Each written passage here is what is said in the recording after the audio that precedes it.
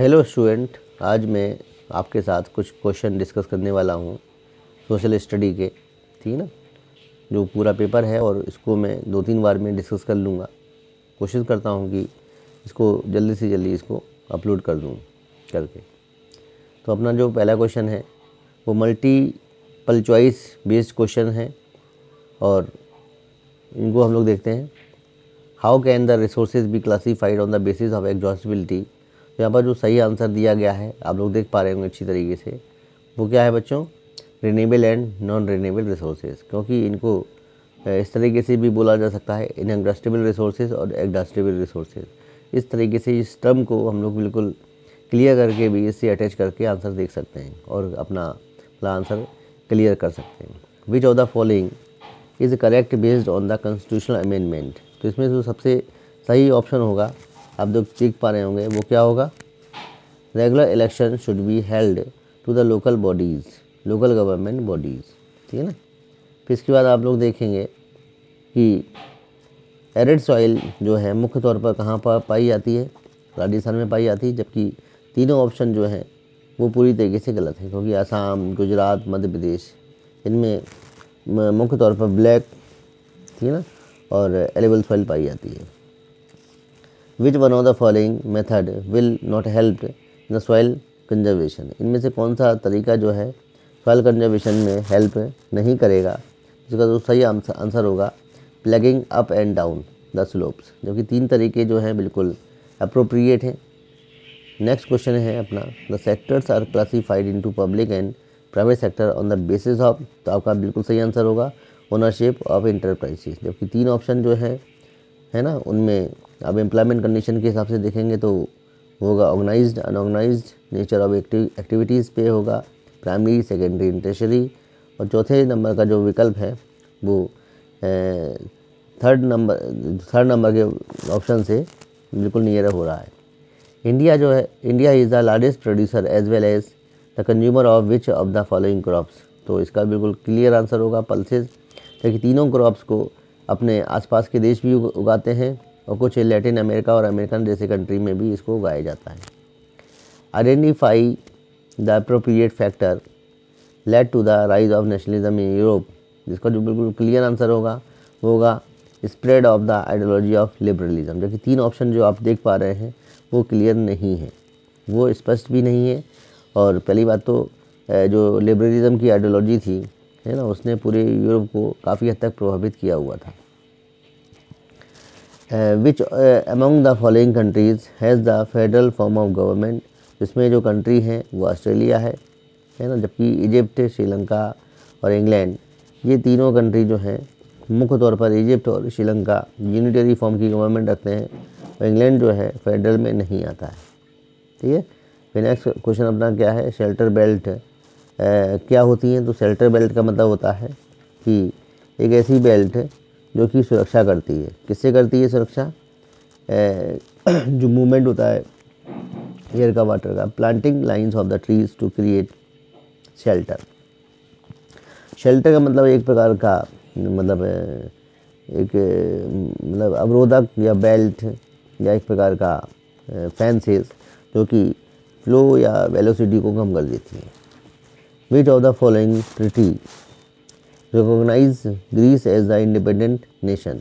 तो जो उसका क्लियर आंसर होगा वो आपको पता ही होगा, कॉन्स्टेंटिनोपल ट्रीटी। ठीक है ना स्टूडेंट। इसका आपको ईयर बताना है कि कौन सी ईयर में जो ट्रीटी ऑफ कॉन्स्टेंटिनोपल थी उसको मतलब हेल्ड किया गया था। ठीक है, जिसने ग्रीस की आज़ादी को मतलब एक तरीके डिक्लेयर किया था। Which one of the following subject is included in the concurrent list. इसमें से कौन सा सब्जेक्ट जो है कॉन्करेंट लिस्ट में शामिल है?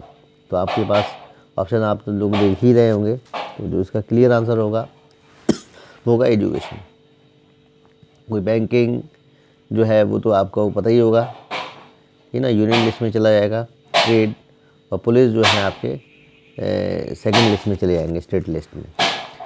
तो नेक्स्ट क्वेश्चन अपना क्या है? Which of the following is the primary objective of India's food security policy. तो इसका जो क्लियर आंसर होगा वो क्या होगा बच्चों? इसका क्लियर आंसर होगा to ensure availability of food grains to the common people at the affordable prices. यहाँ पर जो गवर्नमेंट है पीडीएस सिस्टम के थ्रू जो फेयर प्राइस शॉप्स को चला के फेयर जो प्राइसेस में किसानों से बिल्कुल सही कीमत पे गेहूँ खरीद के उनको इशू प्राइसेस में उनको बेच देती है, ठीक है ना। तो ये बिल्कुल क्लियर आंसर है, क्योंकि 3 ऑप्शन जो आप देख पा रहे हैं वो पूरी तरीके से गलत हैं। Who led the protest movement against the protestant in Ireland, तो इसका जो क्लियर आंसर होगा बच्चों, तो इसका क्लियर आंसर होगा कि कैवियोर, ठीक ना, कि किसने प्रोटेस्ट जो मूवमेंट था वो आयरलैंड में किया था। तो कैवियोर डी कैंडिडी कैवियोर है इनका पूरा नाम, गैरीबार्डी, ठीक ना, वॉलटोन और मेजनी, इनके अपने अलग अलग क्षेत्र थे। आपको अगर चाहे तो कमेंट में बता सकते हैं कि वॉलटोन कौन थे और इनका क्या रोल है, कहाँ पर, आयरलैंड में। विच of the following countries has not adopted the holding together federation, इनमें से कौन सा कंट्री होल्डिंग टुगेदर फेडरेशन में नहीं आता है। तो आपका जो क्लियर आंसर होगा वो बच्चों क्या होगा, आपका क्लियर आंसर होगा जापान, जबकि इंडिया, स्पेन और बेल्जियम, ठीक ना, ये बिल्कुल किस में आ रहे हैं, होल्डिंग टुगेदर फेडरेशन में आ रहे हैं, ठीक है स्टूडेंट। तो अपना नेक्स्ट क्वेश्चन क्या है, why was treaty of Vienna 1815 draw up, इसका जो क्लियर आंसर होगा वो होगा कि to establish the monarchies, treaty of Vienna को क्यों ड्रॉ अप किया गया, जिससे कि मोनार्की को इस्टेब्लिश किया जाए। 1815 का ही ये ईयर था, और जो 3 ऑप्शन हैं वो पूरी तरीके से गलत हैं। What is the main reason behind global ecological crisis such as global warming and environmental pollution, तो इसका क्लियर आंसर होगा बच्चों वो क्या होगा, इनडिस्क्रिमिनेट एक्सप्लॉयटेशन ऑफ रिसोर्सेज, यानी कि गलत तरीके से, भेदभाव वाले तरीके से रिसोर्सेज का जो यूज़ हो रहा है बुरी तरीके से। जबकि जो इसमें global ecological crisis, global warming में जो 3 कारण दिए गए हैं वो थोड़े अप्रोप्रिएट नहीं लग रहे हैं।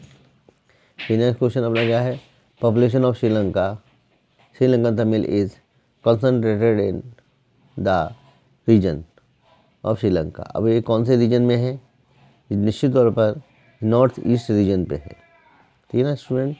तो 17 नंबर का जो क्वेश्चन है उसका जो सही विकल्प होगा वो नॉर्थ ईस्ट होगा, क्योंकि नॉर्थ ईस्ट में ही जाफना प्रोविंस ही है जहाँ पर तमिल से ज़्यादा मात्रा में रहते हैं, जो कि डिमांड अक्सर करते हैं तमिल इलम की।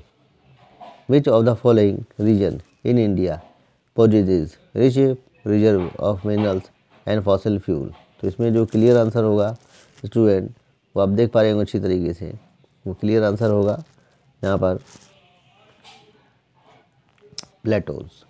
अब प्लेन्स, माउंटेन्स, डेजर्ट, इनमें सही और ज़्यादा मात्रा में तो मिनरल्स मिलते ही नहीं हैं, अगर मिलते भी हैं तो वो बिल्कुल मतलब जो ये मिनरल्स जिसकी बात यहाँ पर की जा रही है मेटेलिक और मतलब एक तरीके लिक्विड मिनरल में, ठीक है ना, तो वो यहाँ पर नहीं मिलेंगे, इन 3 जगहों पर मिलेंगे तो शायद लिक्विड ही मिल सकता है। Which of the following was not one of the initial demand of Sri Lankan Tamils, इनमें से कौन सी ऐसी डिमांड थी जो इनिशियल डिमांड कही जा सकती है। तो इसमें जो इनिशियल डिमांड थी इनकी, creation of an independent Tamil Eelam. अब एलम, यहाँ पर एलम की स्पेलिंग थोड़ी आप क्लियर कर लीजिएगा, ALUM, ठीक है ना। तो एलम का मतलब होता है तमिल स्टेट। फिर जो नेक्स्ट क्वेश्चन अपना क्या है, dams Hirakud, Tehri and Tungabhadra are marked on the given map in the state where they are situated, identify the state. अब इन स्टेट्स को आपको आइडेंटिफाई करना है, इनमें जो स्टेट दिए गए हैं, ठीक ना, ऑप्शन में तो आप देख पा रहे हैं अच्छी तरीके से, तो जिनकी जो स्टेट हैं वो क्या क्या हैं, उड़ीसा। अब उड़ीसा में कौन सा डैम है, तो निश्चित तौर पर ये हीराकुड डैम है, और नदी कौन सी है, महानदी है। और फिर दूसरा जो डैम है वो कौन सा है, उत्तराखंड। ये उत्तराखंड में कौन सा डैम है, टेहरी डैम है। ये कौन सी नदी पे बना हुआ है, भागीरथी पे।